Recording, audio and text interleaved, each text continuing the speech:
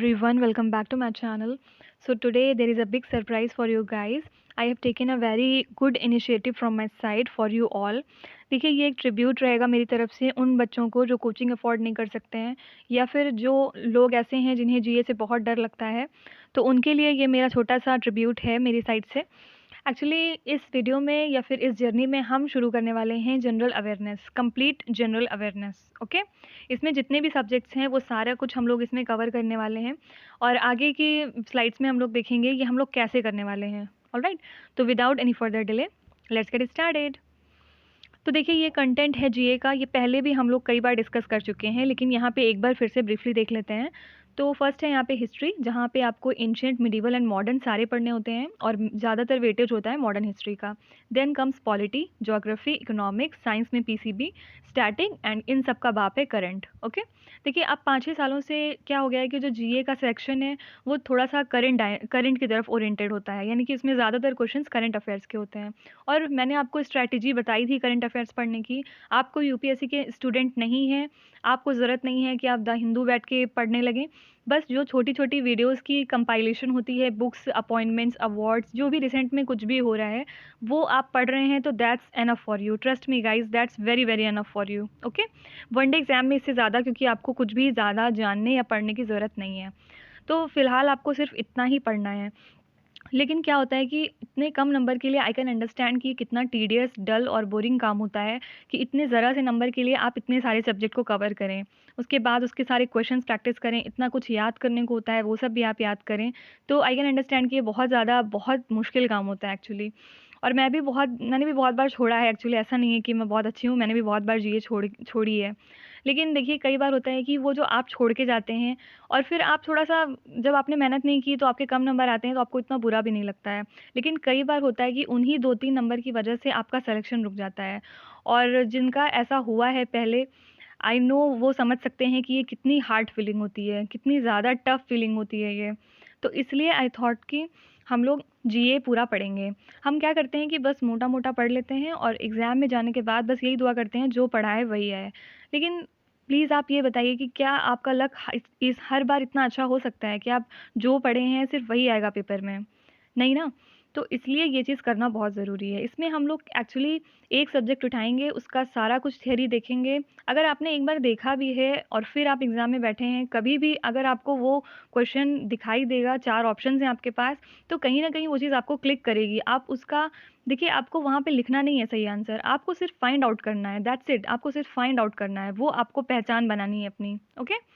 तो वो वाला जब आप अपने माइंड में डेवलप कर लेंगे ना, वो चीज़ जब आप उस लेवल तक पहुँच जाएँगे तो वो अपने आप ही आएगा। लेकिन उसके लिए, उसके पहले बहुत सारा हार्ड वर्क है, बहुत सारी प्रैक्टिस है, जो हम लोग साथ में मिलके करने वाले हैं। ऑलराइट?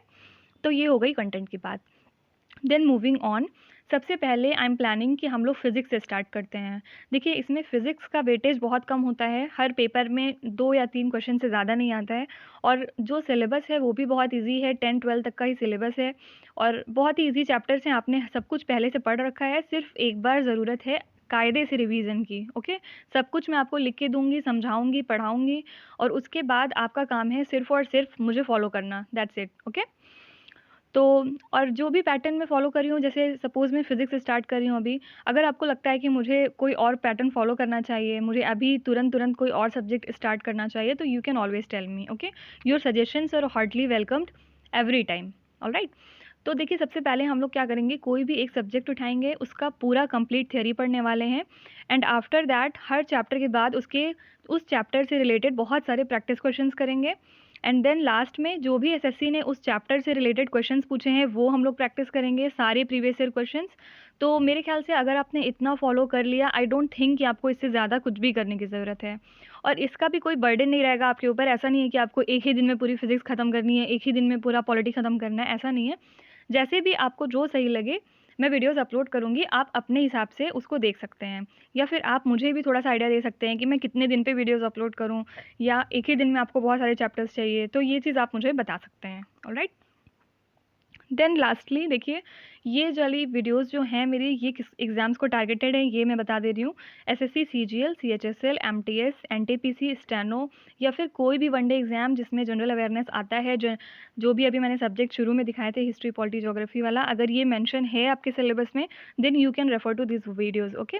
और अगर आप पीसीएस वगैरह दे रहे हैं तो देखिए फिर मैं आपको यहीं पे बता दे रही हूँ कि प्लीज़ आप मेरे वीडियोज़ को फिर मत फॉलो करिएगा, क्योंकि ये बहुत ही मैं कॉम्पैक्ट फॉर्म में, बहुत छोटे फॉर्म में, समरी वाइज ब्रीफली बताऊंगी, ओके। पीसीएस में शायद थोड़ा सा और ऊपर एक लेवल आपको जाना पड़ेगा। तो अगर आप पीसीएस दे रहे हैं या फिर कोई और अच्छा एग्जाम दे रहे हैं, देखिए यूपी ट्रिपल एससी तक चल जाएगा ये, लेकिन उसके आगे अगर आप कुछ दे रहे हैं तो please you are at wrong place then, okay. मैं अभी बता दे रही हूँ आपको क्लियरली।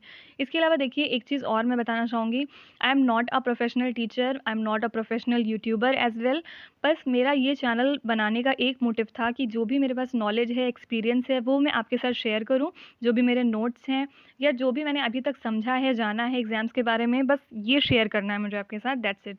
मेरे पास कोई भी बहुत प्रोफेशनल एक्सपीरियंस नहीं है, तो कई बार ऐसा होता है कि मुझसे गलतियाँ हो जाती हैं, तो प्लीज़ हो सके तो ignore my mistakes and faults, alright.